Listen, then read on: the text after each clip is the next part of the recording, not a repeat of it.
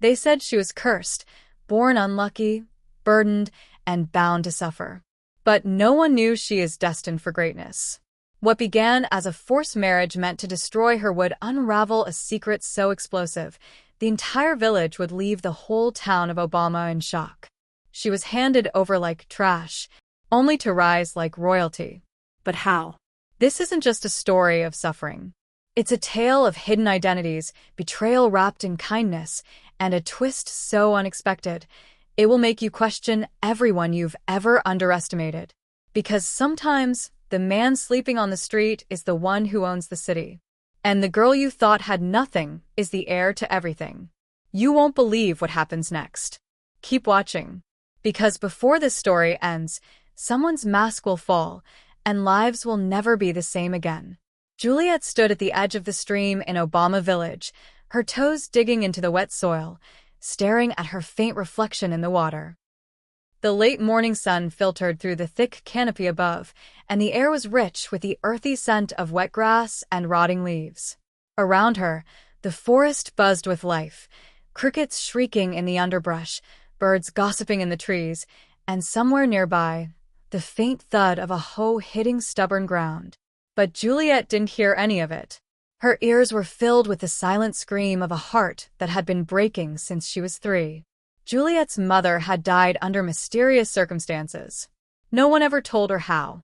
She was simply told, one cold harmattan morning, that Mama has gone far away, and from that moment, her life turned into something less than life. A little grave had been dug at the back of their family compound, but no one allowed her near it. They said children should not play near graves. But Juliet wasn't playing. She was looking for her mother, her peace, her freedom. Her stepmother, Rebecca, came into her life like a curse sewn inside soft cloth. Beautiful on the outside, yet laced with bitterness. From the very first day, Rebecca looked at Juliet as if she were the mosquito that bit her in her sleep. And for years, that look never changed. Juliet was made to understand something early on. She was not allowed to grow. Not in learning. Not in dreaming. Not in becoming. Nothing. While other girls her age went to school, Juliet went to the farm. While they learned to sew or bake, Juliet fetched firewood with her bare hands until they bled. She was never taught to read. She was never allowed near a book. What will you do with education? Rebecca would mutter as she snatched away the pages Juliet secretly collected from the school's dustbin. She wasn't meant to be anything her life. The only thing Juliet had was her silence. Her silence and the secret life she lived in her mind. There, she wasn't the barefoot girl who got whipped for missing a spot on the floor. There, she was someone. A healer. A queen. In her dreams, she had wings. But reality was heavier than sleep. She reached home to the barking of dogs and the banging voice of Rebecca screaming at no one in particular. The house, patched with rusted zinc and bent timber, stood like it was embarrassed to still be standing.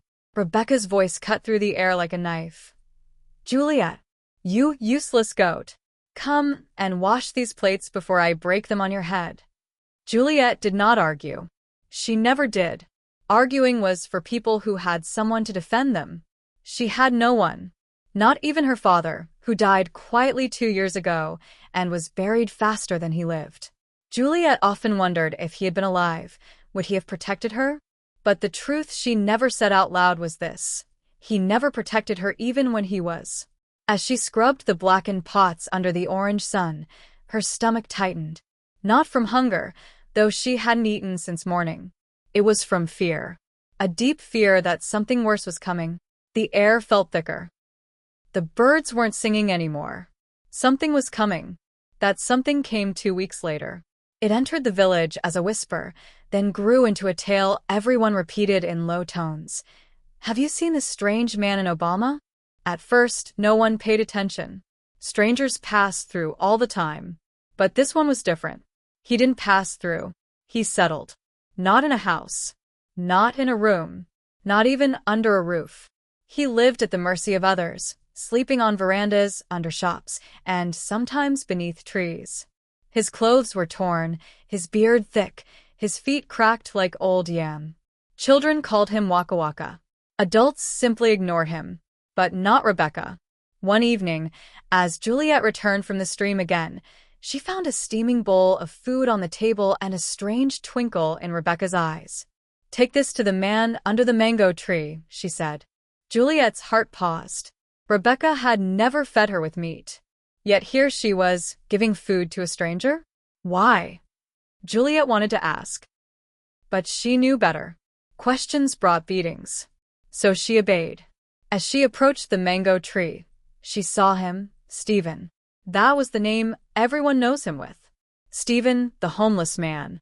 He sat there like a shadow, barely blinking, staring into the sunset as if waiting for something long forgotten. Juliet dropped the food and left quickly. But that was just the beginning. Every evening, Rebecca sent her to deliver more food. Sometimes with water. Sometimes with old clothes. She even gave Juliet a mat once and said, "Tell him to sleep well." And all the while, Juliet's confusion grew. Why was her stepmother, who hated the poor and spat at beggars, suddenly so kind to this man? It wasn't kindness. It was a plot.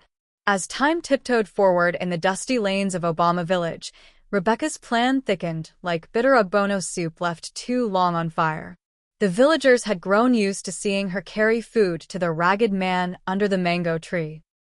Stephen, the quiet one with empty pockets and eyes that had seen too much. They thought she was simply being charitable. But inside her heart, there was no kindness, only calculation. One dusky evening, when the sun bled orange behind the palms, she crouched beside Stephen where he sat hunched on a log and let her true intention slither from her lips. "If you marry my daughter," she whispered, her voice as sweet as spoiled honey, "you will know peace." She's obedient, quiet, fertile. The air thickened. Even the crickets seemed to pause. Stephen shifted slightly, his voice barely crawling out of his throat. "But I have nothing. No house. No job. No shoes, even." Rebecca's laughter sliced through the stillness. It was the kind of laugh that didn't come from joy, but from something darker. It crackled, sharp and mean, the same sound Juliet had heard too many nights before a slap landed or a pot flew. "Don't worry," Rebecca crooned, eyes gleaming with malice. "Who finds a wife finds a good thing. Wealth will come. You just marry her. That's all." But she didn't mean wealth would come. She meant suffering, like chains, would wrap around Juliet's ankles and drag her further down. She wanted to give Juliet away like spoiled yam, like a leftover meal tossed to a stray dog. And the worst part was this. No one would stop her. Not the villagers who had long grown numb to Juliet's tears. Not the ghosts in the compound who watched silently from cracked walls.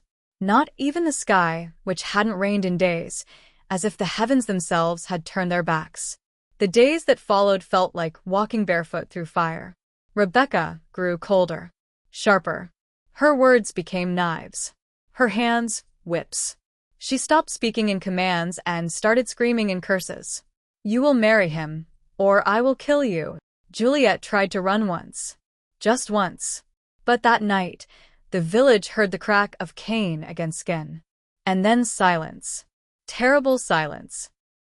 The kind that falls when a soul breaks in half. She was tied to the Irako post in front of their home, arms stretched, legs trembling, her swollen belly rising and falling slowly. The ropes bit into her flesh until they bled. No one came. No one asked questions. Rebecca sat on a stool not far away, chewing cola and smiling at the moon like it was entertainment. In fact, she seemed to enjoy her pain more now, as if each cry from the girl's throat was payment for a sin she never committed. Juliet no longer dreamed of escape. She dreamed of ending. Because the more she resisted, the more Rebecca became a monster. And monsters, as Juliet learned, never sleep. They only smile wider when their prey weakens. And so, Juliet agreed. Not because she wanted to, but because her body was tired of pain, and her soul had run out of tears. The wedding was set, if one could call it a wedding. The morning of Juliet's wedding came not with bells or celebration, but with shame that clung to her like wet clothes. The rooster crowed, but it sounded more like a warning than a greeting. Obama Village was unusually quiet, the way a room goes silent when someone enters it with a wound too big to ignore. The sky, dull and gray, looked down on her with sympathy, as if even the heavens were embarrassed by what was about to happen. Juliet sat on a wooden bench outside their crooked house. Her hair was braided with old palm oil and tied with torn rubber bands. There was no lace gown, no music, no smile. She wore a faded wrapper and a blouse missing 2 buttons. On her lap sat a calabash, her only bridal gift. Inside it were bitter cola, dry groundnuts, and a few cowries that jingled with mockery. Children whispered behind walls. She's marrying Waka Waka. She's even still marrying a beggar. What a cursed girl. Juliet heard them all. But she felt nothing. Her body was there, but her spirit had gone somewhere safer. Stephen arrived late, just as expected. He wore the same oversized trousers he always did, a shirt that had more holes than cloth, and feet as bare as a newborn's. He walked behind Rebecca, like a lamb led to slaughter. Rebecca, on the other hand, strutted as if she had just won a village chieftaincy. Her eyes gleamed, and her smile was painted in cruelty. The wedding took place under the mango tree where Stephen had been sleeping for the past 2 weeks. No priest, no guests. Just Juliet, Stephen, Rebecca, and a few reluctant villagers who came to watch shame dance in daylight. A wooden stool served as their altar. A bucket of water stood in place of holy wine. Rebecca clapped her hands once and announced, "This is now Juliet's husband. Anyone that is angry should go and hug Transformer." The villagers didn't clap. They just stared, some out of pity, others out of scorn. Then came the handover. Juliet's only possession. Her wrapper and her calabash was given to Stephen as if transferring old property. "Take her," Rebecca said. "She's now yours. Do whatever you like with her." Just then the shocking thing began to happen. A sound, low at first, rumbled through the village. Tires crunching over sand. Juliet's head turned slowly. Dust began to rise from the road. Then cars. Not one, not two, but a fleet of them. Black jeeps, shining like wet coal, rolled into the village. Behind them, sedans. Behind the sedans, buses. On all of them were flags. The kind Juliet had only seen in books she wasn't supposed to read. Out of the first jeep came 2 soldiers. Real ones. With guns and boots and serious faces. The villagers panicked. "What's going on? Is someone being arrested? Have we committed another tax crime?" More doors opened. Out came men in suits. Women in heels. Uniformed guards. Journalists with cameras. It looked like a scene from a movie, but this was real. It was happening in Obama. A town with 1 borehole and a few modern buildings. They all walked, not ran, towards the mango tree. Then something even more shocking happened. They stopped in front of Stephen. And bowed. Not a small bow. But a full, respectful bow. As if they had seen a king. Gasps shot through the air like arrows. One woman screamed. Another fainted in shock. Stephen stood still for a moment, his eyes scanning the crowd. Then, slowly, he reached into his pocket and pulled out a gold ring. The sun caught it just right, and it sparkled with wealth so deep it could drown oceans. He placed it on Juliet's finger. "I am not who you think I am," Stephen said, raising his head. Gasps again. This time, heavier.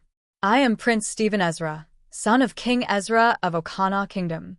I am the CEO of Ezra Holdings.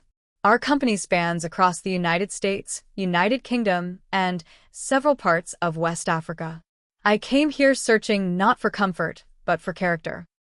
I wanted a woman who could survive storms, not just dance in rain. One who knew pain but still remained soft. One who loved not what a man has, but what he is." He paused. "My first wife nearly poisoned me. She took half of my fortune before vanishing into Europe. Since then, I've lived like a ghost, hiding behind rags, testing the hearts of those I meet." He turned to Juliet. "And I found you. A girl who suffered. A girl who should have become bitter, but chose silence instead of revenge.